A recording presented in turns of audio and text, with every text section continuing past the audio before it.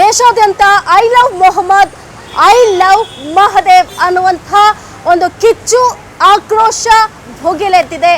ಇಡೀ ದೇಶಾದ್ಯಂತ ಒಂದಷ್ಟು ಪ್ರತಿಭಟನೆಗಳು, ಕಲ್ಲು ತೂರಾಟ, ಹಿಂಸಾಚಾರ, ದಾಂಧಲೆಗಳಿಗೂ ಕೂಡ ನಮ್ಮ ದೇಶ ಸಾಕ್ಷಿ ಆಗ್ತಾ ಇರುವಂಥದ್ದು.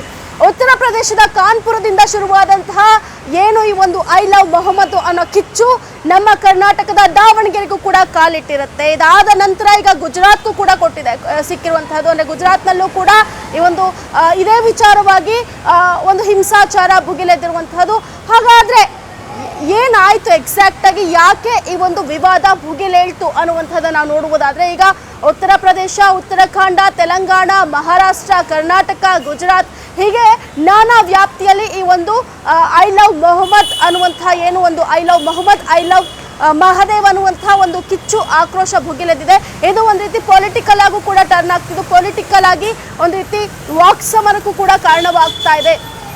ಮೊದಲನೇದಾಗಿ ಇದು ಎಲ್ಲಿಂದ ಆರಂಭವಾಯಿತು ಅನ್ನುವಂಥದ್ದನ್ನ ನಾವು ನೋಡುವುದಾದ್ರೆ, ಉತ್ತರ ಪ್ರದೇಶದ ಕಾನ್ಪುರದಲ್ಲಿ ಈದ್ ಮಿಲಾದ್ ಮೆರವಣಿಗೆ ವೇಳೆ ಈ ವರ್ಷ ಒಂದು ಹೊಸ ಸಂಪ್ರದಾಯದಂತೆ ಏನ್ ಮಾಡ್ತಾರೆ ಅಲ್ಲಿನ ಒಂದು ಯುವಕರು ಅಂತಂದ್ರೆ, ಐ ಲವ್ ಮೊಹಮ್ಮದ್ ಅನ್ನುವಂಥ ಒಂದು ಪೋಸ್ಟರ್ ಅನ್ನ, ಒಂದು ಫ್ಲೆಕ್ಸ್ ಅನ್ನ ಪ್ರದರ್ಶನ ಮಾಡ್ತಾರೆ. ರೋಡಲ್ಲೂ ಕೂಡ ಪ್ರದರ್ಶನ ಮಾಡುವಂತಹದ್ದು, ಅಂಗಡಿಗಳ ಮುಂಗಟ್ಟುಗಳ ಮುಂದೆ, ರೋಡಲ್ಲಿ, ಟ್ರಾಫಿಕ್ನಲ್ಲಿ ಎಲ್ಲ ಕಡೆಗಳಲ್ಲೂ ಕೂಡ ಈ ಒಂದು ಐ ಲವ್ ಮೊಹಮ್ಮದ್ ಅನ್ನುವಂಥ ಒಂದು ಬೋರ್ಡ್ಗಳನ್ನ ಅವರು ಪ್ರದರ್ಶನ ಮಾಡ್ತಾರೆ. ಅಲ್ಲಿಂದ ಈ ಒಂದು ಈ ಒಂದು ಏನು ಒಂದು ಕಿಚ್ಚು ಅಂತ ಹೇಳ್ತೀವಿ, ಆ ಕಿಚ್ಚು ಇಲ್ಲಿಂದ ಶುರುವಾಗುತ್ತೆ. ಉತ್ತರ ಪ್ರದೇಶದ ಕಾನ್ಪುರದಲ್ಲಿ ಶುರುವಾಗುತ್ತೆ.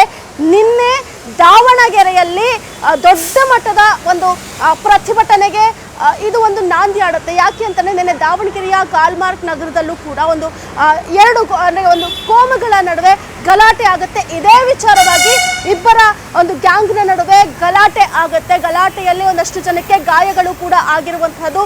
ಸೊ ಹಿಂದೂ ಯುವಕರ ಮೇಲೂ ಕೂಡ ಗಾಯ ಆಗಿರುವಂಥದ್ದು. ನಿನ್ನೆ ದಾವಣಗೆರೆಯಲ್ಲಿ ನಡೆದಂತಹ ಇನ್ಸಿಡೆಂಟ್ಗೆ ಸಂಬಂಧಪಟ್ಟಂತೆ ಈಗ ಏನು ಸರ್ಕಾರ ಮತ್ತು ಗೃಹ ಇಲಾಖೆಯಿಂದ ಒಂದಷ್ಟು ಕ್ರಮಗಳನ್ನು ಕೂಡ ಕೈಗೊಳ್ಳಲಾಗಿದೆ. ಪೊಲೀಸರು 107 ಮಂದಿ ಹಿಂದೂ ಹಾಗೂ ಮುಸ್ಲಿಂ ಯುವಕರ ಮೇಲೆ 107 ಜನರ ಮೇಲೆ ಒಂದು ಕೇಸನ್ನು ದಾಖಲಿಸಿರುವಂಥದ್ದು, ಒಂದು ಕಂಪ್ಲೇಂಟನ್ನು ಫೈಲ್ ಮಾಡ್ಕೊಂಡಿರುವಂಥದ್ದು. ಉತ್ತರ ಪ್ರದೇಶದ ಕಾನ್ಪುರದಲ್ಲಿ ಏನು ಈದ್ ಮಿಲಾದ್ ಮೆರವಣಿಗೆ ವೇಳೆ ಈ ಒಂದು ಬೋರ್ಡನ್ನು ಪ್ರದರ್ಶನ ಮಾಡಲಾಗುತ್ತೆ. ಇದಕ್ಕೆ ಅಲ್ಲಿನ ಹಿಂದೂ ಯುವಕರು ಆಕ್ಷೇಪ ವ್ಯಕ್ತಪಡಿಸ್ತಾರೆ. ಈ ರೀತಿ ಯಾಕೆ ಪ್ರದರ್ಶನ ಮಾಡಬೇಕು ಅನ್ನುವಂಥ, ಇದರಿಂದ ಒಂದು ಕೋಮು ಸೌಹಾರ್ದಕ್ಕೆ ಧಕ್ಕೆ ಆಗುತ್ತೆ ಅನ್ನುವಂಥ ಒಂದು ಆಕ್ಷೇಪವನ್ನು ವ್ಯಕ್ತಪಡಿಸ್ತಾರೆ. ಅದಾದ ನಂತರ ತಕ್ಷಣವೇ ಅಲ್ಲಿಗೆ ಪೊಲೀಸರು ಬಂದು ಆ ಫ್ಲೆಕ್ಸ್ ಅನ್ನ ತೆರವುಗೊಳಿಸ್ತಾರೆ. ಆದರೆ ಇದಾದ ನಂತರದಲ್ಲಿ ಅಲ್ಲಿನ ಮುಸ್ಲಿಂ ಯುವಕರು ಒಂದು ದೊಡ್ಡ ಮಟ್ಟದಲ್ಲಿ ಬೀದಿಗೆ ಇಳಿದು ಪ್ರತಿಭಟನೆಗಳನ್ನು ಮಾಡ್ತಾರೆ, ಆಕ್ಷೇಪವನ್ನು ವ್ಯಕ್ತಪಡಿಸ್ತಾರೆ ಪೊಲೀಸರ ನಡೆ ವಿರುದ್ಧ. ಜೊತೆಗೆ ಐ ಲವ್ ಮೊಹಮ್ಮದ್ ಅನ್ನುವಂಥ ಒಂದು ಅಭಿಯಾನವನ್ನೇ ಅಲ್ಲಿನ ಸ್ಟಾರ್ಟ್ ಮಾಡ್ತಾರೆ ಅಂತಲೇ ಹೇಳ್ಬೋದು. ಇದಾದ ನಂತರದಲ್ಲಿ ಉತ್ತರ ಪ್ರದೇಶದ ಕಾನ್ಪುರದಲ್ಲಿ ಏನು ಈ ಒಂದು ಇನ್ಸಿಡೆಂಟ್ ಆಗುತ್ತೆ, ಅದಾದ ನಂತರದಲ್ಲಿ 24 ಜನರ ವಿರುದ್ಧ ಅಲ್ಲಿನ ಪೊಲೀಸರು ಕೇಸನ್ನು ಹಾಕ್ತಾರೆ. ಕೇಸನ್ನು ಹಾಕಿದಂತಹ ಸಂದರ್ಭದಲ್ಲಿ ಅಲ್ಲಿ ಒಂದು ದೊಡ್ಡ ಗಲಾಟೆ ಆಗುತ್ತೆ. ಆ ಗಲಾಟೆಯಲ್ಲಿ ಹಿಂದೂಗಳ ಮೇಲೆ ಕಲ್ಲು ತೂರಾಟ ಆಗುತ್ತೆ. ಹಿಂದೂಗಳ ಮನೆಗೆ ನುಗ್ಗಿ ಅವರ ಮೇಲೆ ಹಲ್ಲೆಯನ್ನು ಮಾಡಿರುವಂತಹ ಆರೋಪಗಳು ಕೂಡ ಕೇಳಿ ಬಂದಿದೆ. ಅದಾದ ನಂತರದಲ್ಲಿ ಹಿಂದೂಗಳ ಒಂದು ಬ್ಯಾನರ್ಗಳನ್ನು ಕೂಡ ಅವರು ಹೊರದು ಹಾಕಿದ್ದಾರೆ ಅನ್ನುವಂತಹ ಒಂದು ಕೂಗು ಆರೋಪಗಳು ಕೂಡ ಅಲ್ಲಿ ಕೇಳಿ ಬಂದಿರುವಂತಹದ್ದು. ಆದರೆ ಸೋಷಿಯಲ್ ಮೀಡಿಯಾದಲ್ಲಿ ಏನು ಒಂದು ಸುಳ್ಳು ಸುದ್ದಿಯನ್ನ ಹಬ್ಬಿಸ್ತಾರೆ ಕೆಲ ಕಿಡಿಗೇಡಿಗಳು, ಕೆಲ ಏನು ಅಂಧರು ಅಂತ ಹೇಳ್ಬೋದು, ಧರ್ಮಾಂಧರು ಅಂತ ಹೇಳ್ಬೋದು, ಅವರಿಂದ ಇಷ್ಟು ದೊಡ್ಡ ಮಟ್ಟಿಗೆ ಈ ಒಂದು ಪ್ರತಿಭಟನೆ ಭುಗಿಲೇಳೋದಕ್ಕೆ ಸಾಧ್ಯ ಆಗುತ್ತೆ. ಹಾಗಾದ್ರೆ ಅವರು ಏನು ಪೋಸ್ಟ್ಗಳನ್ನ ಹಾಕಿದ್ರು ಅಂತ ನಾವು ನೋಡುವುದಾದ್ರೆ, ಈ ಒಂದು ಏನು ಐ ಲವ್ ಮೊಹಮ್ಮದ್ ಅನ್ನುವಂಥ ಒಂದು ಫ್ಲೆಕ್ಸ್ ಇರುತ್ತೆ, ಅದನ್ನ ಹರಿದು ಹಾಕ್ಬಿಟ್ಟಿದ್ದಾರೆ ಅನ್ನುವಂಥ ಒಂದು ಸುಳ್ಳು ಸುದ್ದಿಯನ್ನು ಹಬ್ಬಿಸ್ತಾರೆ. ಅದರಿಂದ ಇಷ್ಟು ದೊಡ್ಡ ಮಟ್ಟಿಗೆ ಆ ಒಂದು ಹಿಂಸಾಚಾರ, ಆ ಒಂದು ಪ್ರತಿಭಟನೆ ಕಾವು ಜೋರಾಗೋದಕ್ಕೆ ಒಂದು ನಾಂದಿಯನ್ನು ಹಾಡುತ್ತೆ ಅಂತಲೇ ಹೇಳ್ಬೋದು. ಸೊ ಏನು ಈ ರೀತಿಯಾಗಿ ಸೋಷಿಯಲ್ ಮೀಡಿಯಾದಲ್ಲಿ ಫೇಕ್ ಸುದ್ದಿಗಳನ್ನ ಹರಿಬಿಟ್ಟಿದ್ರು, ಅವ್ರ ವಿರುದ್ಧವೂ ಕೂಡ ಈಗ FIR ದಾಖಲಿಸಲಾಗಿರುವಂಥದ್ದು. ಸೊ ಅವ್ರ ಮೇಲೂ ಕೂಡ ಕ್ರಮವನ್ನು ತೆಗೆದುಕೊಳ್ಳೋದಕ್ಕೆ ಪೊಲೀಸರು ಮುಂದಾಗಿದ್ದಾರೆ. ಸೊ ಉತ್ತರ ಪ್ರದೇಶದ ಕಾನ್ಪುರದಲ್ಲಿ ಏನು ಇದು ಸ್ಟಾರ್ಟ್ ಆಯಿತು, ಇದಾದ ನಂತರದಲ್ಲಿ ಬೇರೆ ಬೇರೆ ರಾಜ್ಯಗಳಿಗೂ ಕೂಡ ಹಬ್ಬಿತು. ಏನು ಐ ಲವ್ ಮೊಹಮ್ಮದ್ ಅಂತ ಸೋಷಿಯಲ್ ಮೀಡಿಯಾ, ಫೇಸ್ಬುಕ್, ಇನ್ಸ್ಟಾಗ್ರಾಮ್ ಎಷ್ಟೆಲ್ಲ ಪ್ಲಾಟ್ಫಾರ್ಮ್ಸ್ ಇದೆಯೋ ಎಲ್ಲ ಕಡೆಗಳಲ್ಲೂ ಕೂಡ ಈ ಒಂದು ಘೋಷವಾಕ್ಯ ಇರಬಹುದು ಅಥವಾ ಈ ಒಂದು ಪೋಸ್ಟರ್ಗಳಿರ್ಬೋದು ಕಾಣಲಿಕ್ಕೆ ಸಿಗ್ತಾ ಇರುವಂತಹದ್ದು. ಆದರೆ ಇದಕ್ಕೆ ವಿರುದ್ಧವಾಗಿ ಇದಕ್ಕೆ ಟಕ್ಕರ್ ಕೊಡುವಂತಹ ಒಂದು ನಿಟ್ಟಿನಲ್ಲಿ ಹಿಂದೂ ಯುವಕರು ಕೂಡ ಐ ಲವ್ ಮೊಹಮ್ಮದ್ ಅನ್ನುವಂಥ ಒಂದು ಪೋಸ್ಟರ್ ಅನ್ನ ಈಗ ಎಲ್ಲ ಕಡೆ ವೈರಲ್ ಮಾಡ್ತಾ ಇರುವಂತಹದ್ದು. ಆ ಒಂದು ಐ ಲವ್ ಮೊಹಮ್ಮದ್ ಅನ್ನುವಂಥ ಒಂದು ಅಭಿಯಾನವನ್ನ ಐ ಲವ್ ಮೊಹಮ್ಮದ್ ಅಭಿಯಾನಕ್ಕೆ ಐ ಲವ್ ಮಹದೇವ್ ಅನ್ನುವಂಥ ಒಂದು ಅಭಿಯಾನ ಈಗ ಶುರುವಾಗಿರುವಂತಹದ್ದು ಸೋಷಿಯಲ್ ಮೀಡಿಯಾದಲ್ಲಿ ಎಲ್ಲ ಕಡೆ ಟ್ರೆಂಡ್ ಆಗ್ತಿರುವಂತಹದ್ದು. ಬಟ್ ಇದನ್ನ ಸಹಿಸಿಕೊಳ್ಳದ ಕೆಲ ಅನ್ಯ ಕೋಮಿನ ಯುವಕರು ಕೂಡ ಒಂದು ರೀತಿ ದಾಂಧಲಿಯನ್ನ ನಡೆಸಿರುವಂತಹದ್ದು. ಅದು ಎಲ್ಲಿ ಅಂತ ನಾವು ನೋಡುವುದಾದ್ರೆ ಗುಜರಾತ್ನಲ್ಲಿ ಆಗಿರುವಂತಹದ್ದು. ಏನು ಫಸ್ಟು ತೆಲಂಗಾಣದ ಏನು ಉತ್ತರ ಪ್ರದೇಶದಲ್ಲಿ ಆಗುತ್ತೆ, ಅದಾದ ನಂತರ ತೆಲಂಗಾಣದಲ್ಲಿ ಈ ಐ ಲವ್ ಮೊಹಮ್ಮದ್ ಏನು ಪೋಸ್ಟರ್ ಇರುತ್ತೆ ಇದಕ್ಕೆ ವಿರುದ್ಧವಾಗಿ ಒಂದು ಅಭಿಯಾನ ಶುರುವಾಗಿರುವಂತಹದ್ದು ಐ ಲವ್ ಮಹದೇವ್ ಅನ್ನುವಂಥದ್ದು. ಈ ಕಿಚ್ಚು ಯಾವ ಲೆವೆಲ್ಗೆ ಟರ್ನ್ ಆಗ್ಬಿಡುತ್ತೆ ಅಂತಂದ್ರೆ ಇದೇ ವಿಚಾರಕ್ಕೆ ಎಲ್ಲ ಒಂದು ರಾಜ್ಯಗಳಲ್ಲೂ ಕೂಡ ಗಲಾಟೆಗಳು, ಪ್ರತಿಭಟನೆಗಳು, ಆಕ್ರೋಶಗಳು, ಕಲ್ಲು ತೂರಾಟ ಇವೆಲ್ಲವೂ ಕೂಡ ನಡೀತಾ ಹೋಗುತ್ತೆ. ತೆಲಂಗಾಣದಲ್ಲಾಗುತ್ತೆ, ಮಹಾರಾಷ್ಟ್ರದ ನಾಗ್ಪುರ, ಮಹಾರಾಷ್ಟ್ರದ ಮುಂಬೈನಲ್ಲೂ ಕೂಡ ಈ ಒಂದು ಗಲಾಟೆಗಳಾಗುತ್ತೆ. ಅದಾದ ನಂತರದಲ್ಲಿ ಉತ್ತರಾಖಂಡದಲ್ಲೂ ಕೂಡ ಆಗುತ್ತೆ, ನಿನ್ನೆ ದಾವಣಗೆರೆಯಲ್ಲಿ ಆಗುತ್ತೆ ಕರ್ನಾಟಕದಲ್ಲಿ.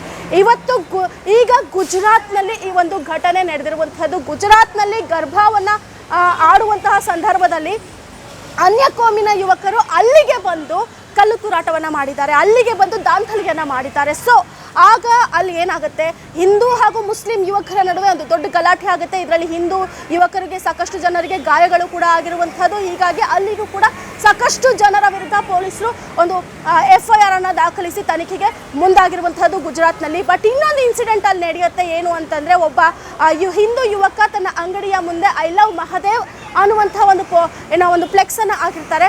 ಅಲ್ಲಿಗೆ ಒಂದು 20ರಿಂದ 30 ಜನ ಮುಸ್ಲಿಂ ಹುಡುಗರು ನುಗ್ಗಿ ಆ ಹುಡುಗನ ಮೇಲೆ ಹಲ್ಲೆ ಮಾಡ್ತಾರೆ. ಆ ಇಡೀ ಅಂಗಡಿಯನ್ನು ಧ್ವಂಸ ಮಾಡಿ ಹಾಕ್ತಾರೆ. ಅದಾದ ನಂತರದಲ್ಲಿ ಅಲ್ಲಿ ಒಂದು ನೆಕ್ಸ್ಟ್ ಲೆವೆಲ್ಗೆ ಈ ಒಂದು ಕಿಚ್ಚು ಹೋಗುತ್ತೆ, ನೆಕ್ಸ್ಟ್ ಹಂತಕ್ಕೆ ಹೋಗುತ್ತೆ ಅಂತಲೇ ಹೇಳ್ಬೋದು. ಸೊ ಆ ಒಂದು ಗುಜರಾತ್ನಲ್ಲಿ ನಿನ್ನೆ ಆಗಿರುವಂತಹ ಒಂದು ಇನ್ಸಿಡೆಂಟ್ ಇದು. ಸೊ ಹೀಗೆ 6-7 ಸ್ಟೇಟ್ಗಳಿಂದ ಇದು ಇನ್ನೂ ನೆಕ್ಸ್ಟ್ ಯಾವ್ಯಾವ ಸ್ಟೇಟ್ಗಳಿಗೆ ವ್ಯಾಪಿಸುತ್ತೆ ಅನ್ನುವಂಥ ಒಂದು ಆತಂಕ ಕೂಡ ಈಗ ಇರುವಂತಹದ್ದು. ಸೊ ಈಗ ಉತ್ತರ ಪ್ರದೇಶದಿಂದ ಶುರುವಾಗಿ ಈಗ ಕರ್ನಾಟಕ ಹಾಗೂ ಗುಜರಾತ್ಗೂ ಕೂಡ ತಲುಪಿರುವಂತಹದ್ದು. ಸೊ ಒಂದು ಕಡೆ ಐ ಲವ್ ಮೊಹಮ್ಮದ್, ಇನ್ನೊಂದು ಕಡೆ ಐ ಲವ್ ಮಹದೇವ್ ಅನ್ನುವಂಥ ಒಂದು ಕಿಚ್ಚು ಭುಗಿಲೇಳ್ತಾ ಇರುವಂಥದ್ದು. ಇದನ್ನು ಸರ್ಕಾರ ಯಾವ ಒಂದು ರೀತಿಯಲ್ಲಿ ಇದನ್ನು ನಿರ್ವಹಣೆ ಮಾಡುತ್ತೆ, ಯಾವ ಒಂದು ಹಂತದಲ್ಲಿ ಇದನ್ನು ಹೇಗೆ ಹತೋಟಿಗೆ ತರುತ್ತೆ ಅನ್ನುವಂಥ ಒಂದು ಚರ್ಚೆಗಳು ಕೂಡ ಹಾಗೂ ಒಂದು ಸವಾಲು ಕೂಡ ಈಗ ಇರುವಂಥದ್ದು. ಯಾಕಂತಂದರೆ ಸೋಷಿಯಲ್ ಮೀಡಿಯಾದಲ್ಲಿ ಏನೇ ಹಾಕಿದ್ರು ಕೂಡ ಬೆಂಕಿ ಥರ ಹಬ್ಬತ್ತೆ. ಸೋಷಿಯಲ್ ಮೀಡಿಯಾದಲ್ಲಿ ಏನಾದರೂ ಒಂದು ಕಂಟ್ರೋಲ್ ಮಾಡಬೇಕಂದ್ರೆ ಅದು ತುಂಬ ಕಷ್ಟ. ಪ್ಲಸ್ ಸೋಷಿಯಲ್ ಮೀಡಿಯಾದಲ್ಲಿ ಏನೇ ಹಾಕಿದ್ರು ಚುಟ್ಕೆ ಹೊಡೆಯೋಷ್ಟರಲ್ಲಿ ಅದು ವೈರಲ್ ಆಗುತ್ತೆ. ಅದು ಎಲ್ಲರನ್ನು ಕೂಡ ಪ್ರವೋಕ್ ಮಾಡುತ್ತೆ, ಪ್ರಚೋದನೆ ಮಾಡೋದಕ್ಕೆ ಸಾಕು. ಅದೇನೋ ಹೇಳ್ತಾರಲ್ಲ, ಒಂದು ಕಿಡಿ ಸಾಕು ಇಡೀ ಕಾಡ್ಗಿಚ್ಚನ್ನು ಹಬ್ಸೋದಕ್ಕೆ ಅನ್ನೋ ಒಂದು ರೀತಿಯಲ್ಲಿ ಈಗ ಹಿಂದೂ ಹಾಗೂ ಮುಸ್ಲಿಂ ಯುವಕರು ಪೋಸ್ಟ್ ವಾರ್ ಮಾಡ್ತಾ ಇರುವಂಥದ್ದು. ಇದು ದೊಡ್ಡ ಮಟ್ಟದಲ್ಲಿ ಒಂದು ಗಲಭೆಗಳನ್ನು ಸೃಷ್ಟಿಸುವಂತಹ ಒಂದು ರೀತಿ ಆತಂಕ ಕೂಡ ಈಗ ಸೃಷ್ಟಿಯಾಗಿರುವಂಥದ್ದು, ಈಗ ಕಾಣಿಸ್ತಾ ಇರುವಂಥದ್ದು. ಇದನ್ನು ಯಾವ ರೀತಿ ಸರ್ಕಾರಗಳು, ಆಯಾ ರಾಜ್ಯದ ಸರ್ಕಾರಗಳು ಹಾಗೂ ಕೇಂದ್ರ ಸರ್ಕಾರಗಳು ಇದನ್ನು ಯಾವ ರೀತಿ ಗಂಭೀರವಾಗಿ ತಗೊಂಡು ಇದನ್ನು ನಿಯಂತ್ರಣಕ್ಕೆ ತರ್ತಾರೆ ಅಂತ ನೋಡಬೇಕು. ಇಲ್ಲೂ ಕೂಡ ದಾವಣಗೆರೆಯಲ್ಲಿ ಆದಂಥ ಇನ್ಸಿಡೆಂಟ್ಗೆ BJP ನಾಯಕರು ಕಾಂಗ್ರೆಸ್ ಸರ್ಕಾರ ಬಂದಾಗೆಲ್ಲ ಈ ರೀತಿ ಆಗ್ತಾ ಇರುತ್ತೆ ಅಂದ್ಬಿಟ್ಟು ಆಕ್ರೋಶವನ್ನು ಹೊರಹಾಕ್ತಿರುವಂಥದ್ದು. ವಿಜೇಂದ್ರ ಇರ್ಬೋದು, ಯತ್ನಾಳ್ ಇರ್ಬೋದು. ಈಗ ಆ ರೀತಿಯಾಗಿ ಏನು ಸರ್ಕಾರ, ಈ ಒಂದು ಕಾಂಗ್ರೆಸ್ ಸರ್ಕಾರ ಬಂದಾಗಲೆಲ್ಲ ಈ ರೀತಿಯಾದಂತಹ ಕೋಮು ಸಂಘರ್ಷಗಳು ಆಗತ್ವೆ ಅನ್ನುವಂಥ ಒಂದು ಆಕ್ರೋಶವನ್ನು ಹೊರ ಹಾಕ್ತಾ ಇರುವಂತಹದ್ದು. ಸದ್ಯಕ್ಕೆ ಈಗ ದಾವಣಗೆರೆ ಇನ್ಸಿಡೆಂಟು ಇನ್ನು ಮುಂದೆ ಎಲ್ಲೂ ಕರ್ನಾಟಕದಲ್ಲಿ ಆಗಬಾರ್ದು ಅನ್ನೋ ನಿಟ್ಟಿನಲ್ಲಿ ಮುನ್ನೆಚ್ಚರಿಕಾ ಕ್ರಮಗಳನ್ನು ತೆಗೆದುಕೊಂಡು ಒಂದಷ್ಟು ಸೂಕ್ಷ್ಮ ಪ್ರದೇಶಗಳಲ್ಲಿ ಈಗಾಗಲೇ ಪೊಲೀಸ್ ಬಿಗಿ ಭದ್ರತೆಯನ್ನು ಕೂಡ ಏರ್ಪಡಿಸಲಾಗ್ತಾ ಇರುವಂತಹದ್ದು. ಗ್ಯಾರಂಟಿ ನ್ಯೂಸ್, ಸುದ್ದಿ ಖಚಿತ, ನ್ಯಾಯ ನಿಶ್ಚಿತ.